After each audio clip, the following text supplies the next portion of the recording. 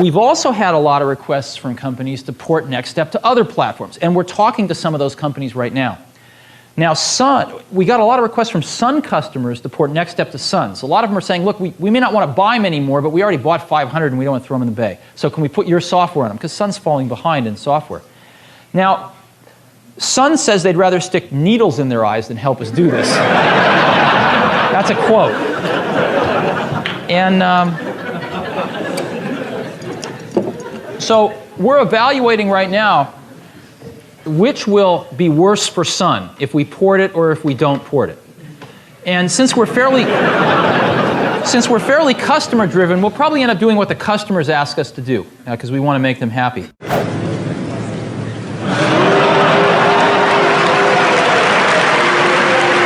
Did it hurt to have your people, the people who love you, boo you like that?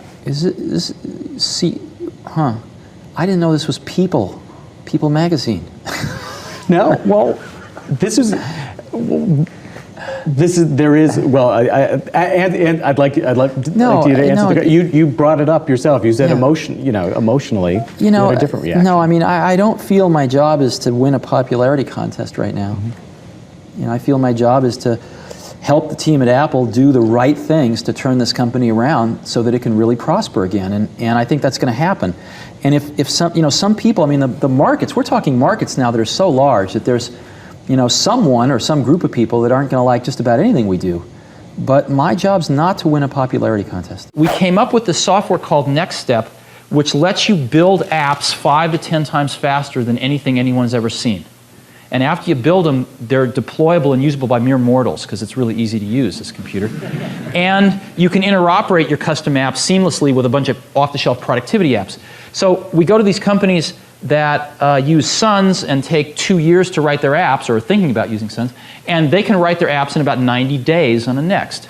Now, if you're on Wall Street and you can create a new product in 90 days versus your competitor in 2 years, that's 8 new products you can field for their every one. And you can start to see the competitive advantage that can be created this way. Now, we had no idea that we were any good at this when we started Next. A lot of times you don't know what your competitive advantage is when you launch a new product. When we did the Macintosh, we never anticipated desktop publishing when we created the Mac. Sounds funny, because that turned out to be the Mac's compelling advantage, right? The thing that it did, not 1.5 or 2 times better than everything else, but 4 or 5 times better than anything else, where you had to have one. We never anticipated it. We anticipated bitmap displays and laser printers, but we never thought about PageMaker or that whole industry really coming down to the desktop. Maybe we weren't smart enough. But we were smart enough to see it start to happen 9 to 12 months later. And we changed our entire marketing and business strategy to focus on desktop publishing, and it became the Trojan horse that eventually got the Mac into corporate America, where it could show its owners all the other wonderful things it could do.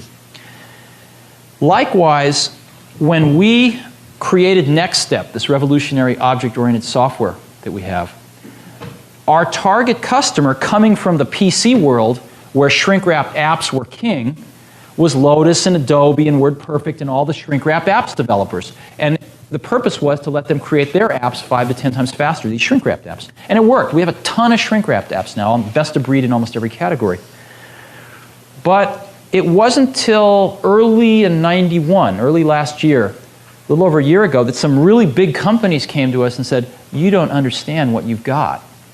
The same software that allows Lotus to create their apps 5 to 10 times faster is letting us build our in-house mission-critical apps 5 to 10 times faster. And this is the biggest problem we've had. This is a huge problem for every big company and almost all medium-sized companies, and you have the solution in your hands and you dummies don't even know it. And it took them about 3 months before we finally heard it. And in last summer, we changed our whole sales and marketing strategy around to focus on that, and it's taken off like a rocket. And we grew about 4x last year and probably grow about 2x this year. And our customer list is now very, very strong and growing like crazy. We just got back from spending a few days in DC and in New York, and we're talking to customers we only dreamed of talking to a year ago. Apple was a very classic Silicon Valley startup in the sense that Steve Wozniak and my partner both worked for Hewlett-Packard. Matter of fact, Woz was still working there when we started Apple. And Hewlett-Packard was the genesis of not just the concept of starting your own company, but, and of course it was the primary role model in the Valley, but it was also the ethics or the ethical basis of how you wanted to build your company, a company that was based on values, not based on just making money. And HP had the HP way, and they had a list of their values. And the first one was, we need to make a profit or else we can't keep this company going.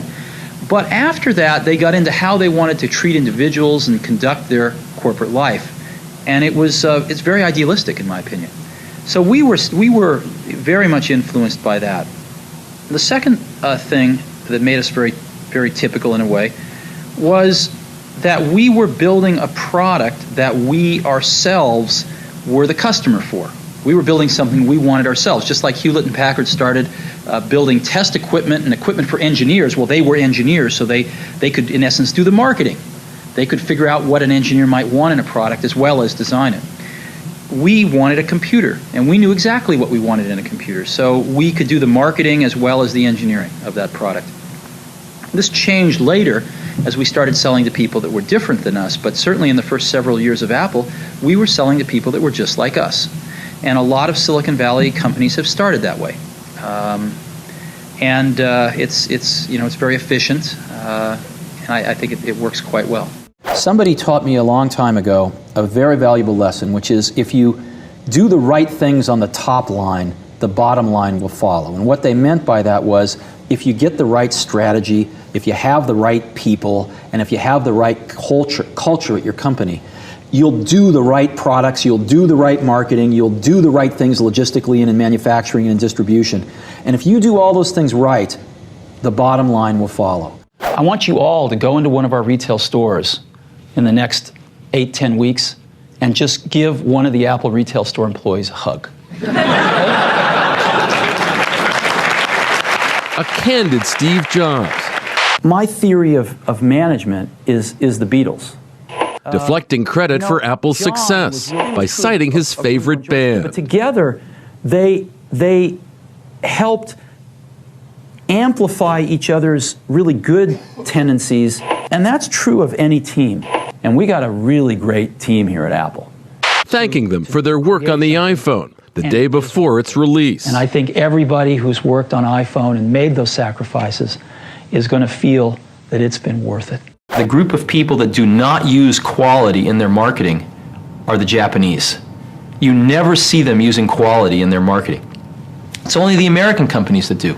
And yet, if you ask people on the street which products have the best reputation for quality, they will tell you the Japanese products. Now, why is that? How could that be? The answer is because customers don't form their opinions on quality from marketing. They don't form their opinions on quality from who won the Deming Award or who won the Baldrige Award. They form their opinions on quality from their own experience with the products or the services. And so one can spend enormous amounts of money on quality. One can win every quality award there is, and yet if your products don't live up to it, customers will not keep that opinion for long in their minds. And so I think where we have to start is with our products and our services, not with our marketing department. And we need to get back to the basics and go improve our products and services. Now again, quality isn't just the product or the service, it's having the right product.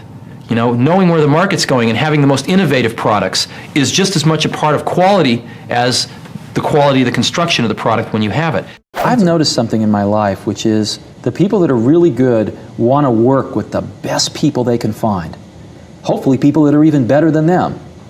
You know, I mean, that's my view of things, is if you work with people that aren't as good as you, then, you know, you become a country of midgets. If you work with people that are better than you, then you really grow. It seems like all the good people I really want to hire, it seems to take me a year to hire them. And it's always been that way, even at Apple. Some of the best technical people or whoever, it always seemed to take me like a year to pry them out of HP or wherever. And it took me over a year to hire. I think Mike has the award. You're about a year and a half. And they're all worth it. what happens is I usually meet somebody that is really good, I think is very, very good, and you can't get them, and then you go try to find other people, and nobody measures up. You know, when you meet somebody that good, you always compare them to this one person, and you know you're going to be settling for second best if you compromise. And I've always found it best not to compromise. And we're introducing a revolutionary new product for your iPod, socks. They're really cool, actually. You can put your iPod in them, and they go like that. They keep your iPod warm on cold days. They protect it, and they give you a little more personality. Good morning, Starbucks. How can I help you? Yes, I'd like to order 4,000 lattes to go, please. No, just kidding. Wrong number. Thank you. Bye-bye. Okay. Clicker is not working. All right. They're scrambling backstage right now. It is magical. I know it because I got this email. I was sitting in a cafe with my iPad, and it got a girl interested in me.